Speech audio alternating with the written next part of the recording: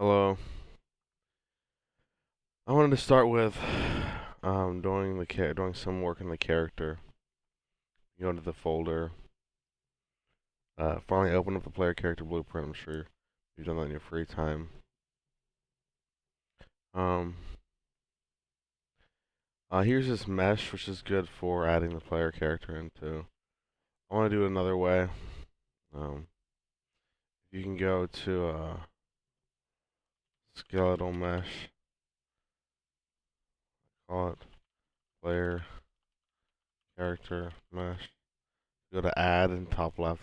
Add skeletal mesh. Player character mesh. I want to go down the details panel. The skeletal mesh asset. I want to add the SK mannequin.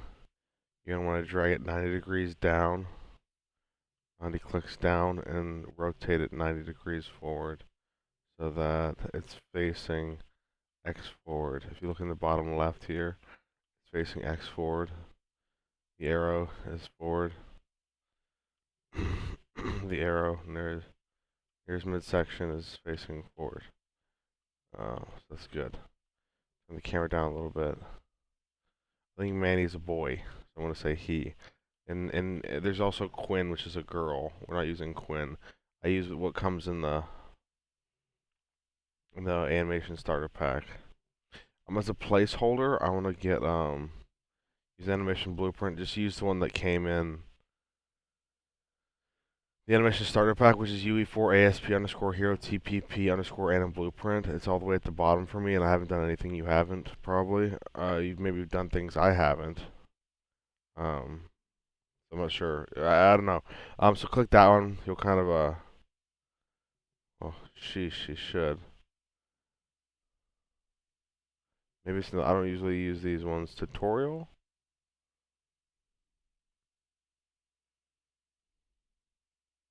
Let's go look why it's not. Let me see.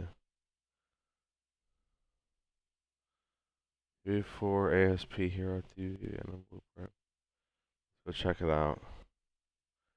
Animations. Down here, V4 ASP. It's in the anim starter pack at the bottom. Okay, so there we go. Okay, there we go. We just need to kind of get in here and compile it. So there we go. He's kind of got like a kind of aim around the hip. So this is good to use for right now.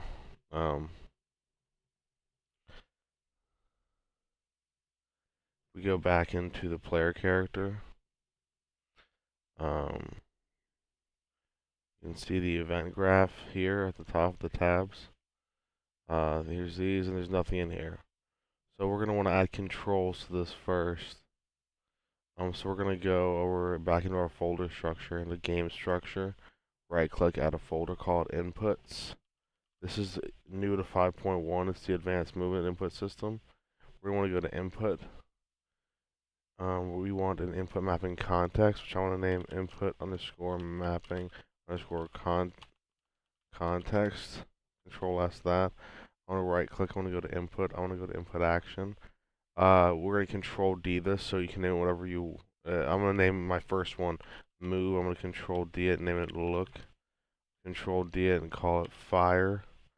I'll control D it and call it reload. I'm going to control D it and call it jump. I'll control D it and call it sprint. Okay, I'm going to control S, control S, control S, control S, control S, control S. I'm going to map in context. Press plus. I want to add fire. There's a select a key value. If you click that, the next keystroke is recorded.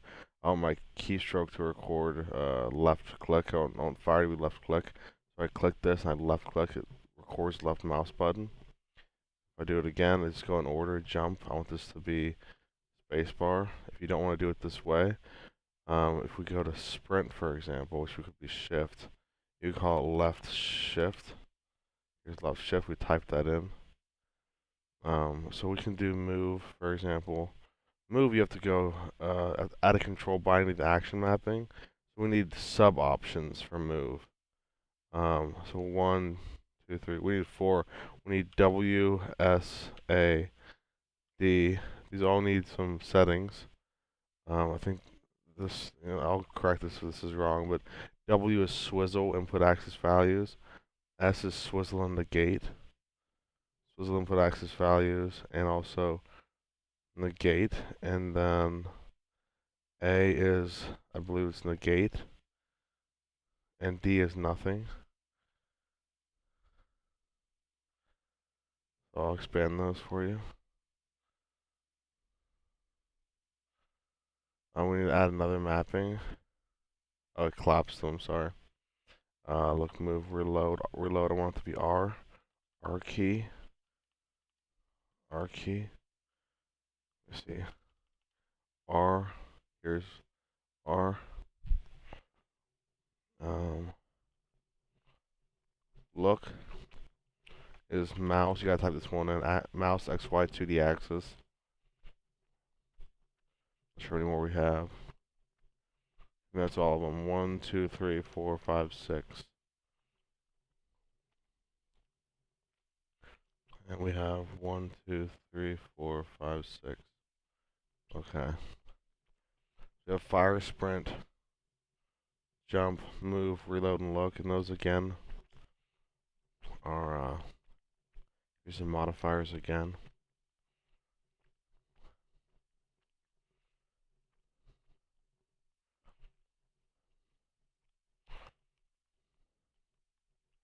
Okay.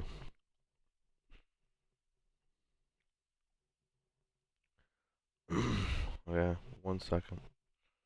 Alright, let's go over here. In order to get these movement controls to work, in 5.1 they added, like I said, this mapping context stuff. So for our first bit of scripting, we're gonna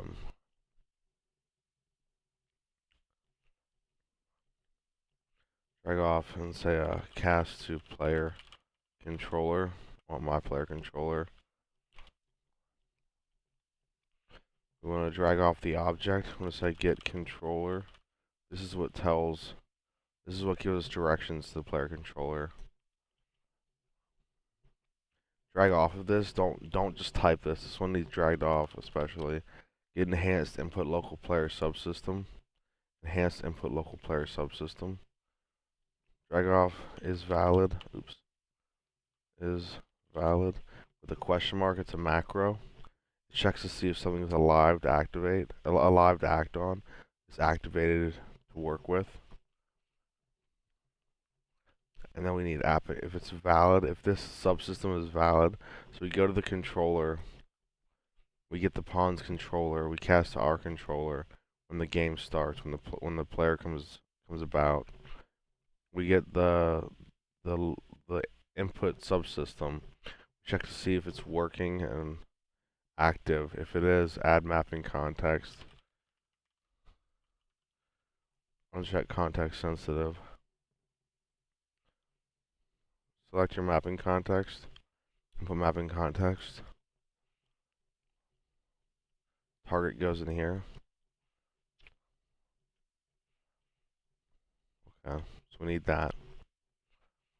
Let's go up to project settings. Let's go to maps and modes. Let's go to let's add game mode as our default game mode. Default pawn will be player character. Player controller class will be player controller. That's what I want to do for now. On my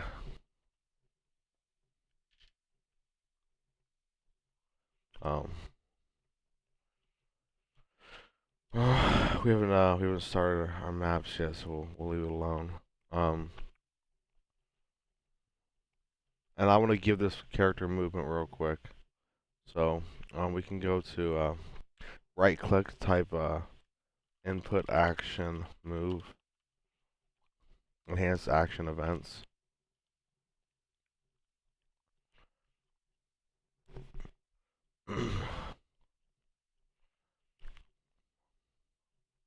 Want to add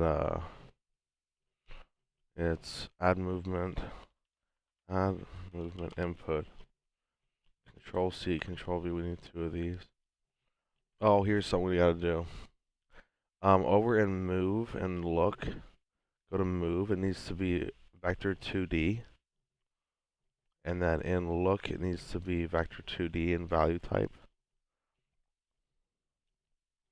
So you can come to the action value, right click and split it. I'm not good at telling which one is which. So I just plug them in initially. The action, we need to get forward vector.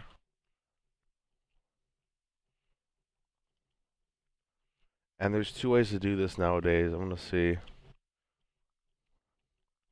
We need get right vector.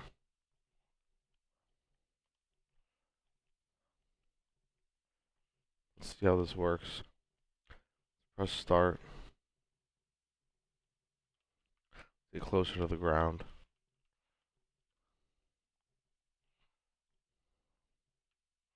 Okay, we can kind of move, right? Okay, let's go into the player character. Should have done this from the beginning. Let's add a camera.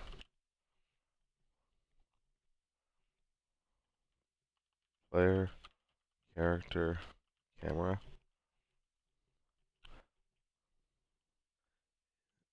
W is a hotkey to move up and down.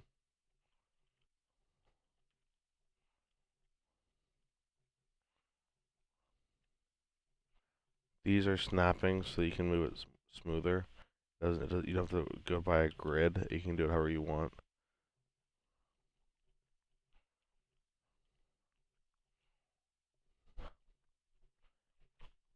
See how the view is now. Okay. So my left is right, my right is left, my forward. So it's a little confused. We're building it now, so let's keep working with it. I think to get control rotation. There's a new way to do this. It's either this way or I think it's get actor right vector. I think this is the new way to do it. Let's do it the new way. There's also this way. Get actor right vector. Let's say get actor forward vector.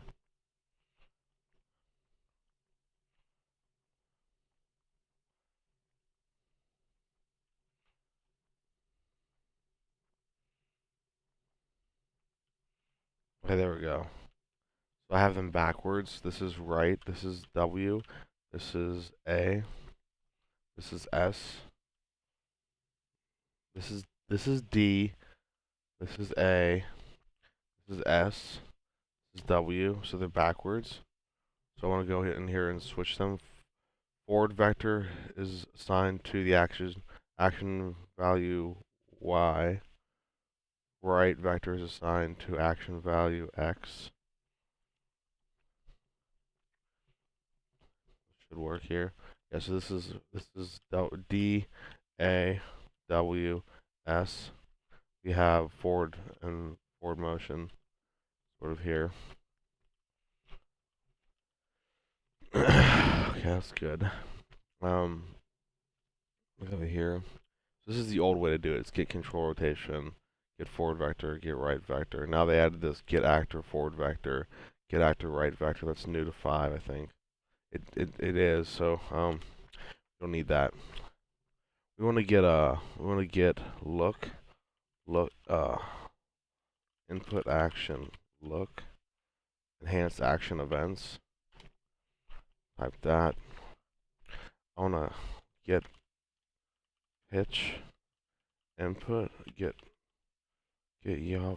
Where is it? Oh, I need context sensitive. Add add controller pitch input. Need the same for add controller yaw input. Right click and split the action value so you get the action to Y.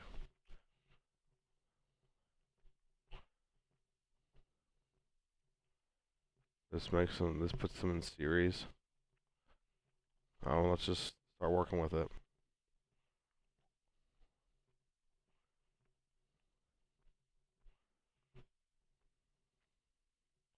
Okay, this is my up and down. This is moving my hand up and down on the mouse. Left and right won't do anything yet. Let's fix that. Player character, go to your player character camera.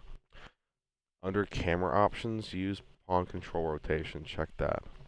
Let's go back and see what that did. Okay. Left and right should give you up and down if you did it the way I did it, or maybe you did it correctly. So let's switch this. Yaw should be to X. It should be to Y. Okay, so this is up and down is inverted. So we're going to multiply that by -1. And then here's left and right.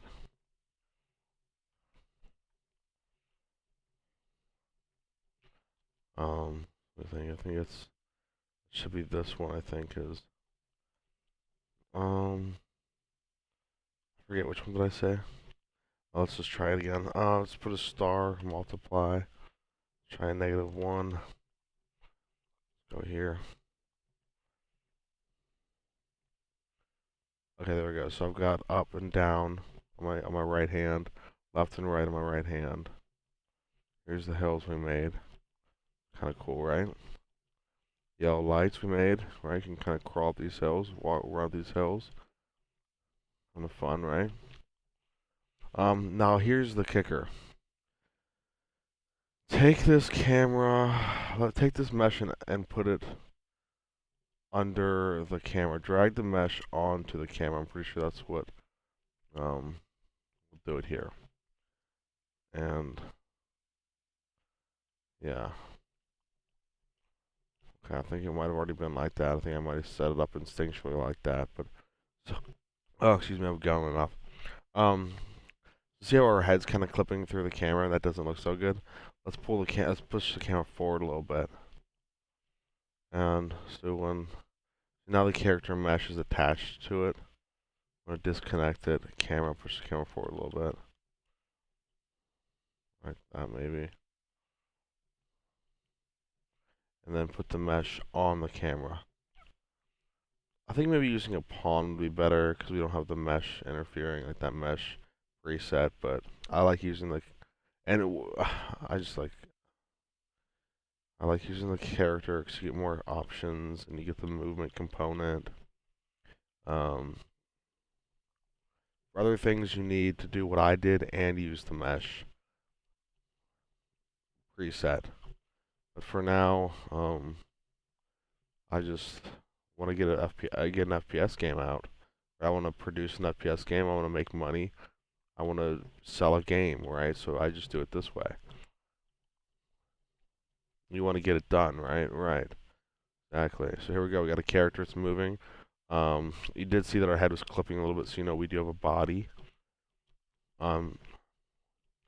So here's an example of what we can do. If we go into Asset, use Animation Asset, and we use aim space iron sights, and click Not Looping, Not Playing, press Compile, and go back to our game. Look, now we've got first-person arms to play with.